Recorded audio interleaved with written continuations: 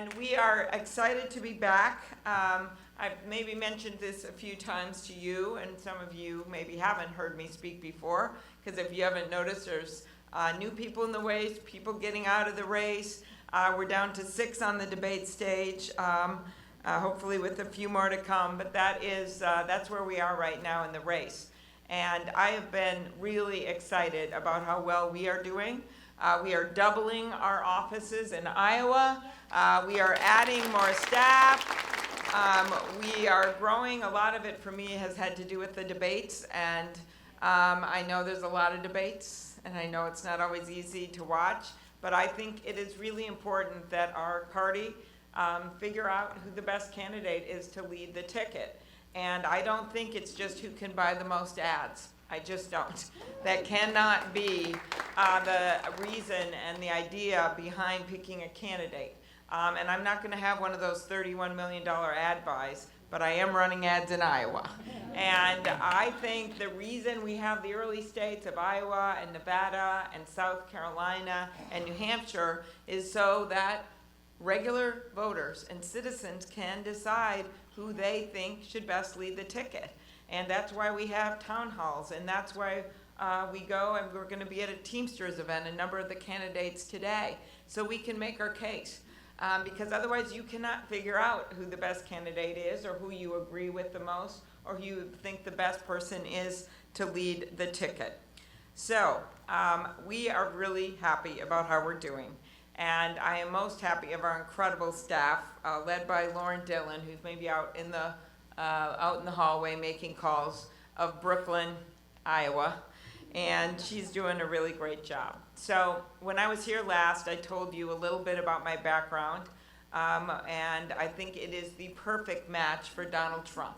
I am someone who is the granddaughter of an iron ore miner who worked 1,500 feet underground in the mines up in Ely, Minnesota. He actually never got to graduate from even middle school or high school because he had to raise his 9 brothers and sisters. He saved money in a coffee can in the basement to send my dad to a 2-year community college. It's one of the reasons I'm such a believer in community college. And from there, my dad went to the University of Minnesota.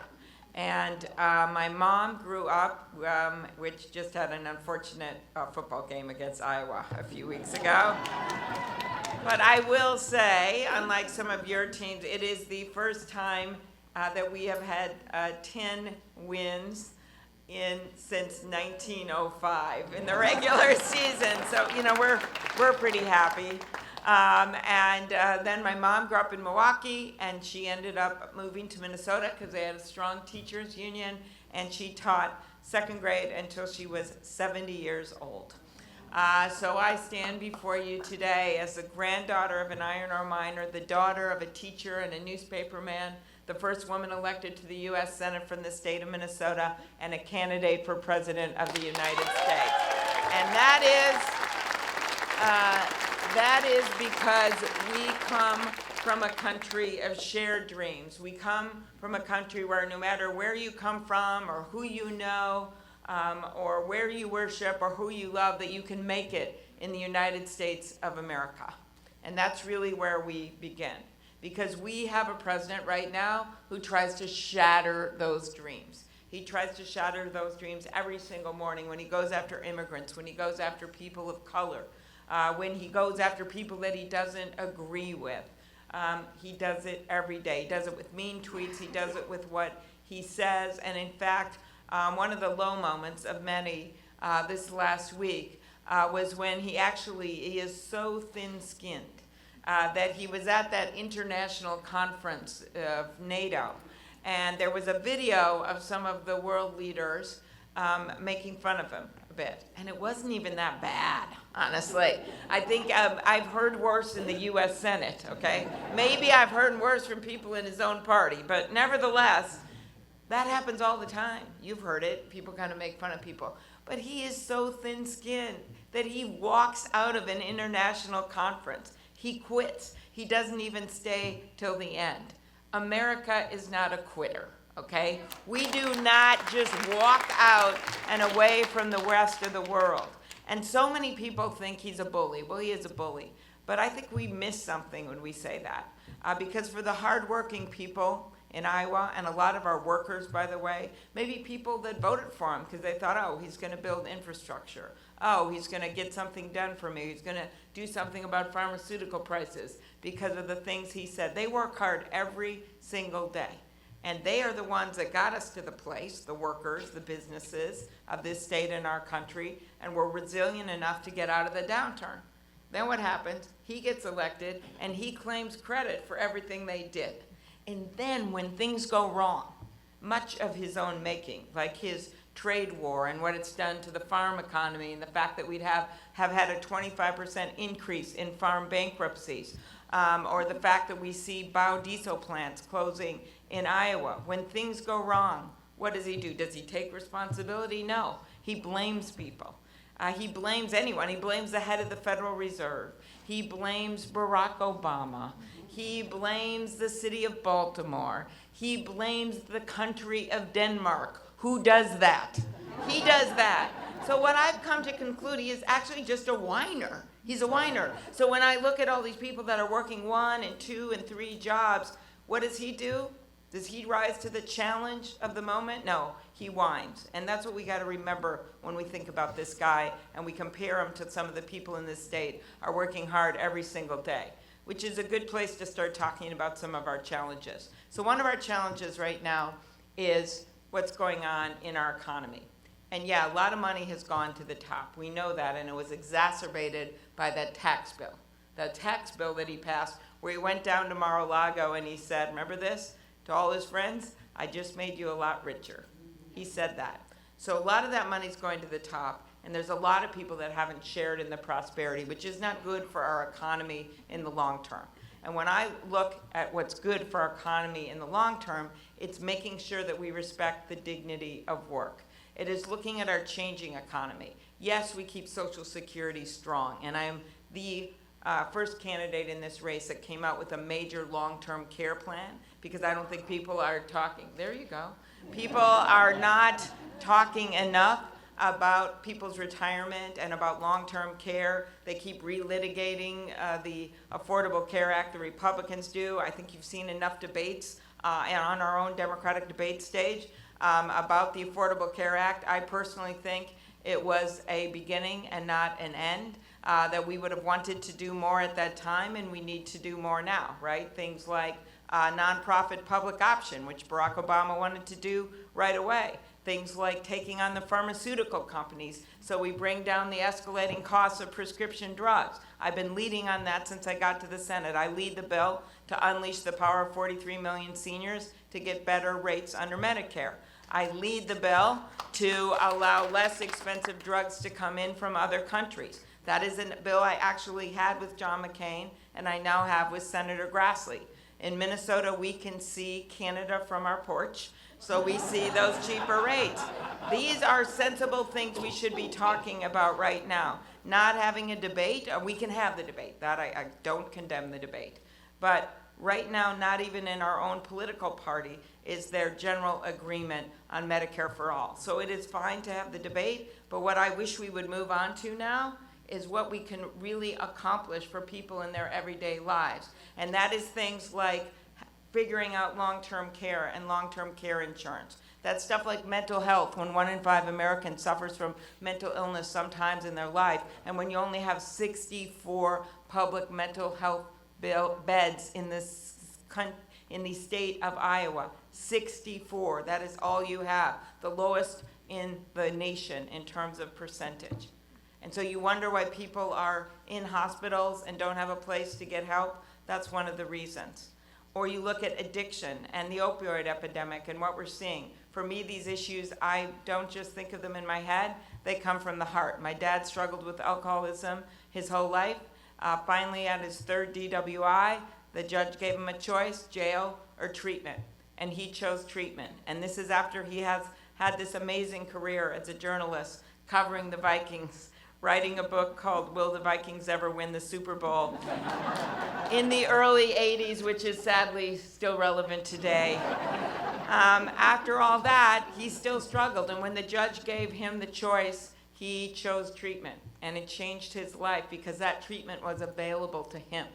And there are many people that maybe the first time it doesn't work. That happened to him. But then the second time it does. And in his words, he was pursued by grace. It was his faith, it was his family, it was the availability of treatment. He got involved in AA, and now he is 91 years old. The AA group still visits him in the assisted living, and as he told me a year ago or so, it's hard to get a drink around here anyway.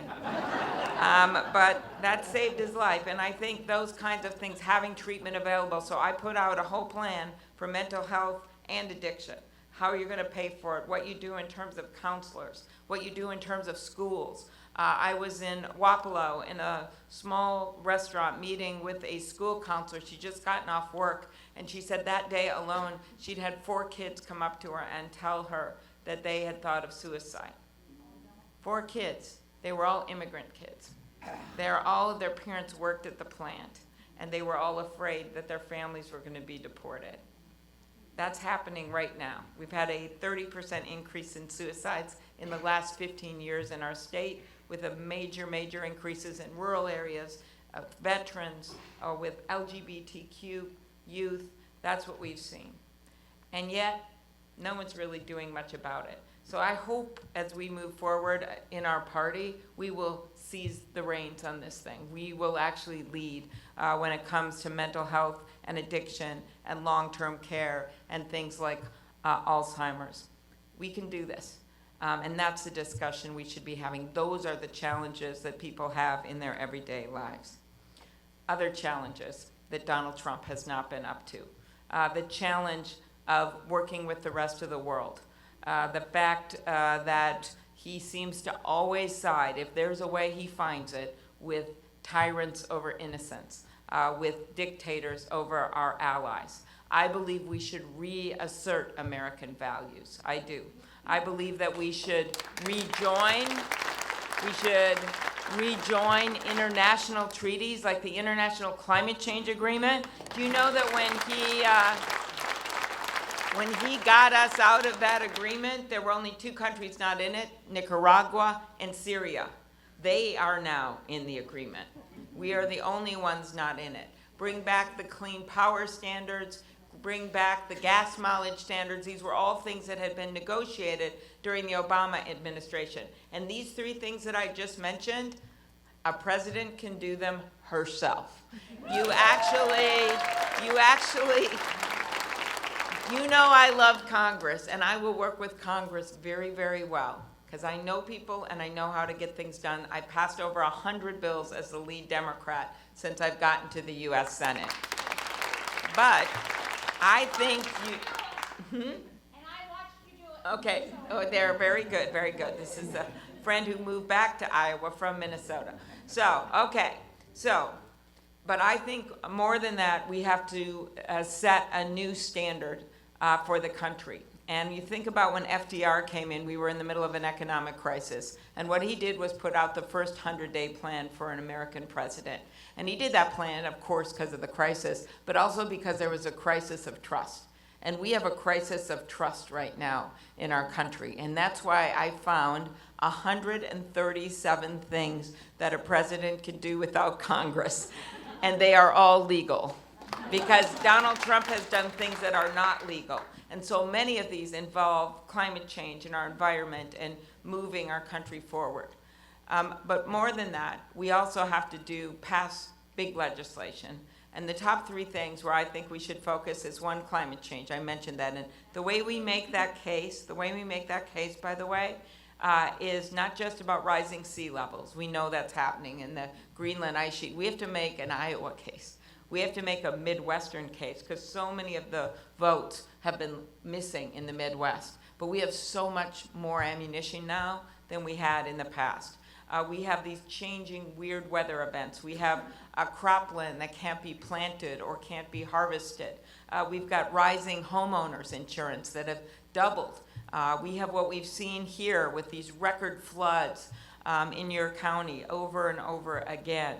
We're going to need resilient infrastructure to be able to deal with that, but mostly we need to bring down our greenhouse gases and go to carbon neutral by 2050. There is general agreement in our party, I'm not saying there's nuances on either end, about what we need to do. And that is based on science. There's general agreement, especially for someone like me who asked to be on the Agriculture Committee and has been a leader on that committee for years. There's general agreement that there are ways that rural areas can be a big part of this. And that includes planting winter crops and other things that we can do to capture CO2. But there's not always general support in the middle of the country. Two ways I think we get there. One is what I just did, using examples from the middle of the country, using stories like Fran, the woman that gave me her binoculars and said, look through these, that's my house. I bought it with my husband, and we're living there with our 2 4-year-olds, and I love this house. It's been there for nearly 100 years. There's horsehair in the plaster. But now the kitchen that I love more than anything, because I love the way the light comes through the window, it's all underwater. And then I said, Fran, is this the river? Because this whole water was raging by us. She said, no, that's the road. She said the river is 2.5 miles away, and it's never come this close before. She lived outside of Pacific Junction in western Iowa near the Nebraska border. That's happening right now. Those are the stories we have to tell. The other piece of it is to assure people there's a way to do this. First of all, it's going to be research and technology. Your state's an expert in this. You did give the world Norman Borlaug, right? Now, of course, I used to think Norman Borlaug was from Minnesota until they did the statue, and I dutifully went there, and then I realized everyone attending was from Iowa except me. This was in the Congress, this gorgeous statue, and then all he had on his finger was like maybe a Minnesota ring or something. And that's when I realized he only went to school there, and he really was from Iowa. But the truth was, he was ahead of his time. He fed the world, 1 billion people, because of his belief in science and technology and what you can get done. That's what we need right now to tackle this problem. And we also need to make sure that when we do this, and I mentioned the things you can do without Congress, but when we pass the sweeping legislation we need to pass with either a tax on carbon or doing it with cap and trade or some way where we're going to actually put a price on carbon, that we make sure that the money goes back to people so it keeps them whole in their personal lives, in their businesses. I know this personally. I mentioned my grandpa. You know, up in Duluth, they've had good times and bad times. I remember going up there, growing up with my dad, and they actually at one point, when the mines had closed, and now they've been reopened, by the way, long story, but when the mines were closed, when they really didn't have a lot of business up there, someone actually put up a billboard that said, last one to leave, turn off the lights. That's how bad things were. But then they came back. They came back because they thought, what are some new ideas? What are some new things we can do? They came up with tourism. They invested in infrastructure. If anyone has been up there, it's gorgeous, albeit under 22 inches of snow right now. But they did that. And so that's what we need to make sure we do when we tackle climate change. It will involve whole bunches of great new jobs and a already thriving wind industry in Iowa, but there's so much more we can do, and we've got to make sure that the people whose lives are changed because of it, where jobs go away, that we make sure we move other industries into those areas and we make people whole. Another challenge, workforce training. You have that issue in spades in Iowa because you have a low unemployment rate. So the way I look at this, everything we do, we should try to match smartly, not just for the jobs of now, but the jobs of the future, our education system, and make sure we're training people so that they can use that education for something they want to do and they can get a job. Pretty straightforward. So what do we look at when we see this economy? Well, we see that in the future and even in the near future, we are not going to have a shortage of MBAs. We're not going to have a shortage of CEOs. We're not even going to have a shortage of sports marketing degrees. We are going to have a shortage of plumbers. We're going to have 64,000 openings for plumbers. Openings, this isn't the number of people going into it, in the next 10 years. We're going to have 78,000 openings for electricians. We're going to have 178,000 or 168,000 openings for home health care, for nurse assistants. We're going to have over 1 million openings for home health care workers. So we have to figure out how do we get people to go into these areas of technology and healthcare. One, You make the highest moving degrees in terms of jobs, 1 and 2 year degrees, you make those free. 2, you double the Pell Grants from $6,000 to $12,000 that students can use not just in public colleges, but private colleges as well. And then those Pell Grants, which are not just loans, they're actual grants, you move that up for your family income from $50,000 to $100,000. That makes a lot of people eligible for getting more help to go to school. The other piece of it is loan repayment. The first thing we do is look at that public service program. It lasts 10 years, and if you work in an area of public service like teaching, you get your loans paid back. We've got to make that work, and the best way we do that right off the bat is by firing Betsy DeVos. That would be a good start.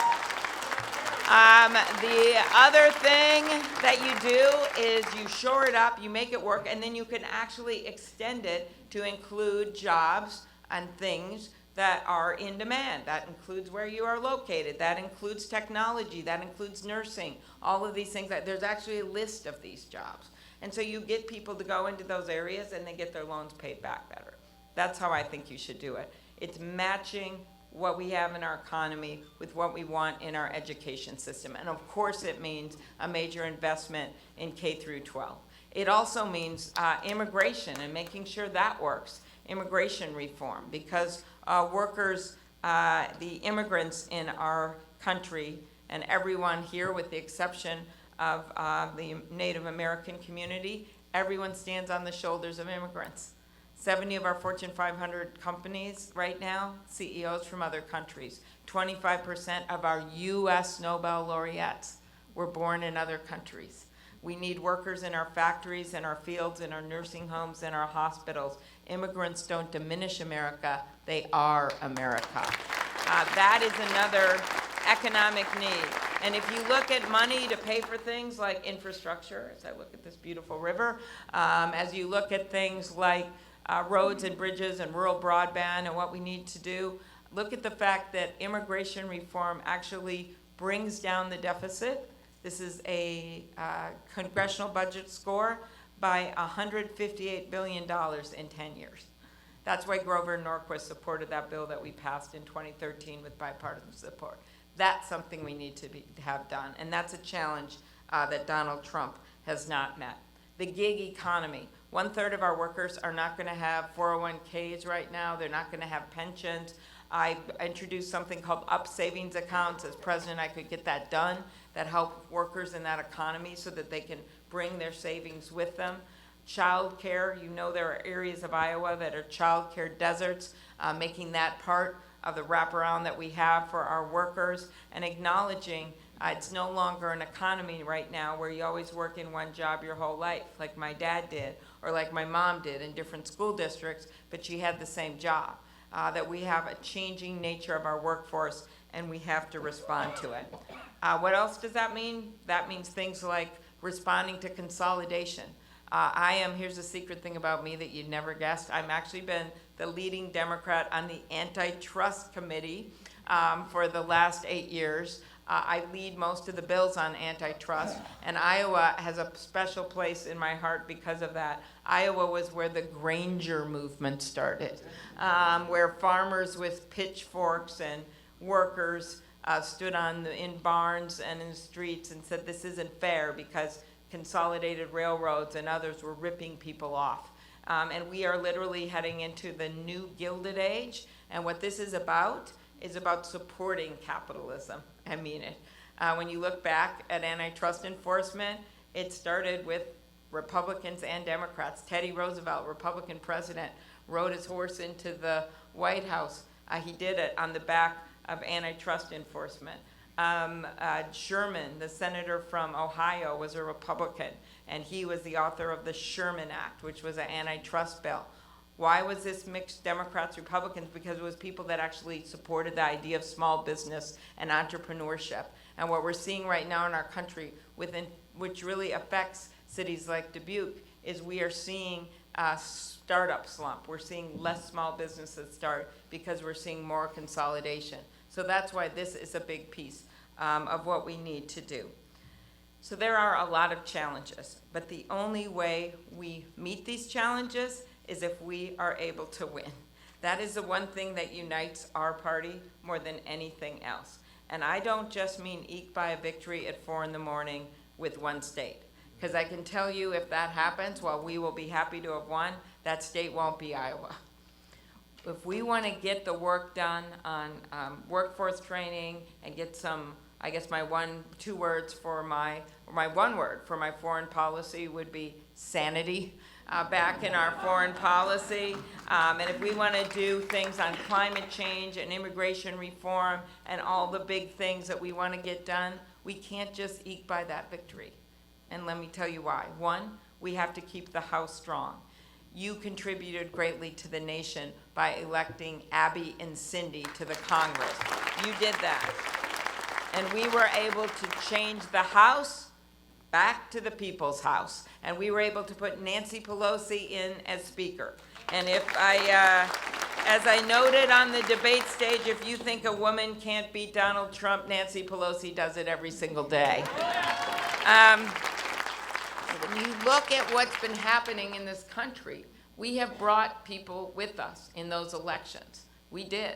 Farmers suddenly started realizing, Donald Trump is really messing me up with this trade war. Or our biofuels plants owned by farmers, right? They're starting to see what he's doing with these secret waivers, which I have opposed from the very beginning, these secret waivers to oil companies. It usually was 5 or 6 a year during Obama. And now this guy's done 70, 80, undercutting the renewable fuel standard. So people have started to see what's happening economically, and they've started to vote differently. They just did it in Louisiana, where they reelected a Democratic governor. They did it in Kentucky, where Mitch McConnell now has a Democratic governor. That happened 2 weeks ago. So you tell me that you can't win that Iowa Senate race when they won in Louisiana and Kentucky. You can do this.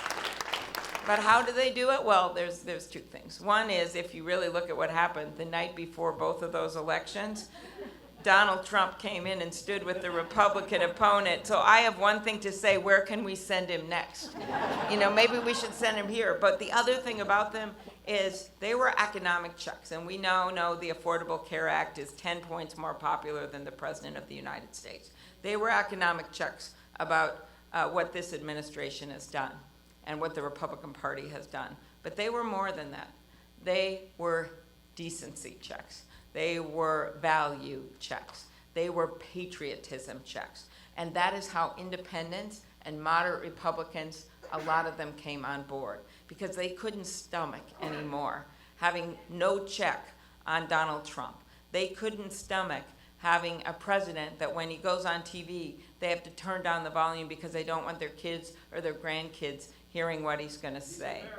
They couldn't, that's right, they couldn't stomach it anymore. And so we can't forget that there are those voters out there that may not agree with everything everyone believes in this room, but we want to bring them with us in a big way. And to me, the moment that most illustrates what I'm talking about happened many, many decades ago, but it involves Iowa. It was during the McCarthy hearings when an Army counsel named Joseph Welch, who was from Primgar, Iowa, who graduated from Grinnell, who was the son of immigrants, and made his way to become the counsel of the United States Army. And he was sitting in that hearing room during those Joseph McCarthy hearings when so many people were cowards. And that guy from Iowa, that lawyer, he looked at Joe McCarthy and said, "Have you no sense of decency, sir? Have you no sense of decency?" That was a decency check, a value check, and it changed our country. That's what's happening right now.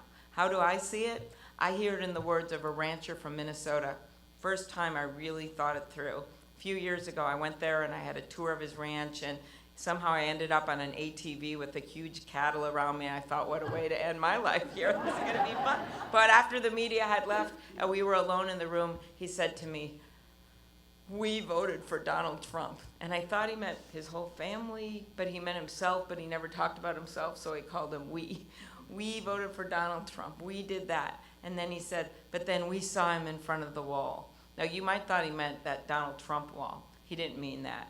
He meant the CIA wall of those deceased CIA agents, the stars that represented each agent that have been killed in the line of duty, anonymous names. And Trump went there the day after the inauguration and gave a political speech. That guy remembered that.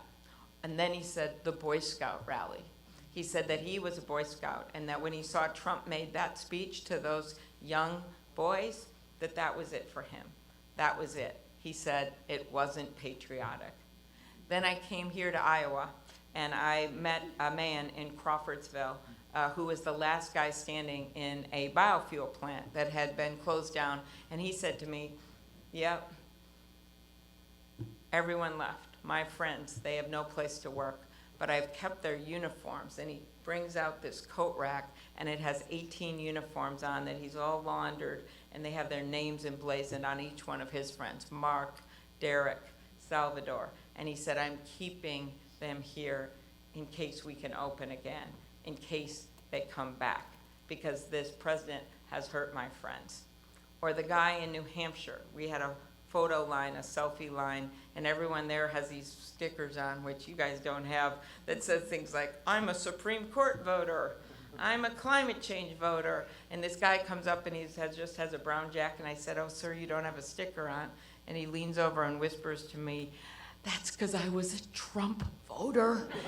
And none of my friends here or neighbors know it, so don't say it. But I'm not voting for him again.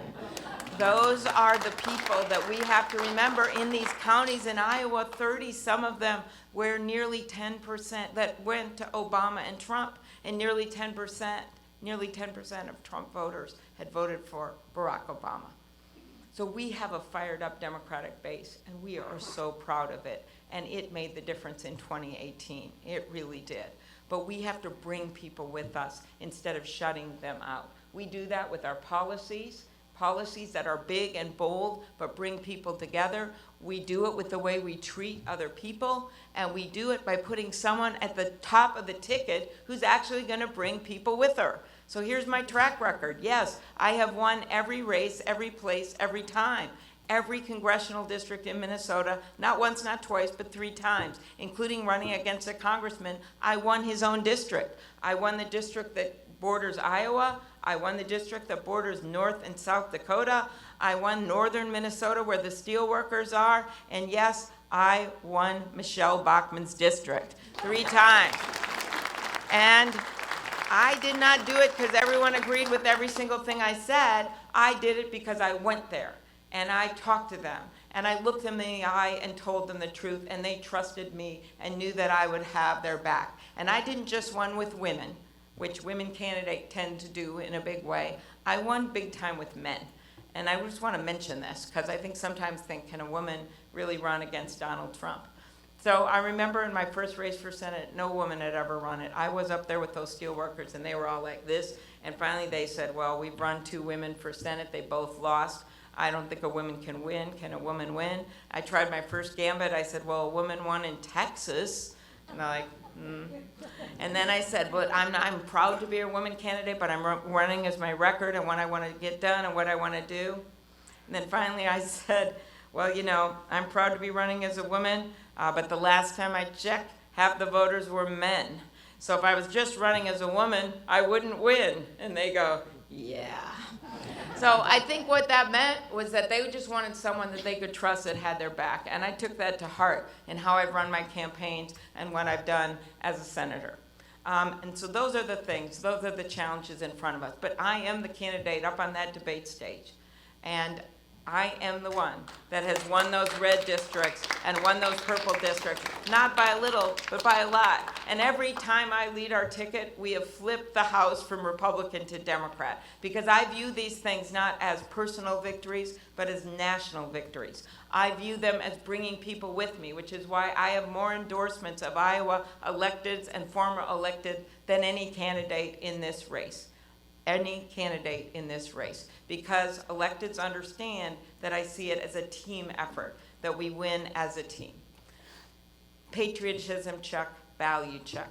Remember that. And it's your job, too, to talk to your friends and bring them in and talk about Donald Trump. I don't agree with some of the candidates that think we should never talk about Donald Trump, because I think we have to give people a reason and explain why we are better than him.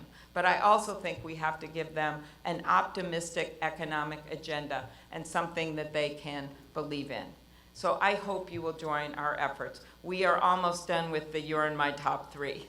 We have less than 60 days to go.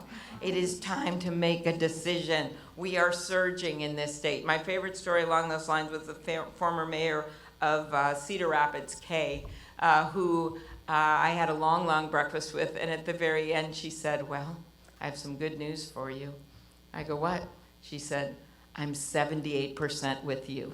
But she did get to 100%, and she endorsed me. So my plan is to keep this up, to go to every county to do, what do they call it, the full Grassley. And I'm going to get this done, and we're going to do this the right way. We raised $2.1 million, if you think, oh, does she have enough money? In just 6 days after the debate that we had in Columbus, online from regular people. That's why we're surging. That's why we're opening more offices, and that's how we're going to win. So I just want to thank you for coming out today.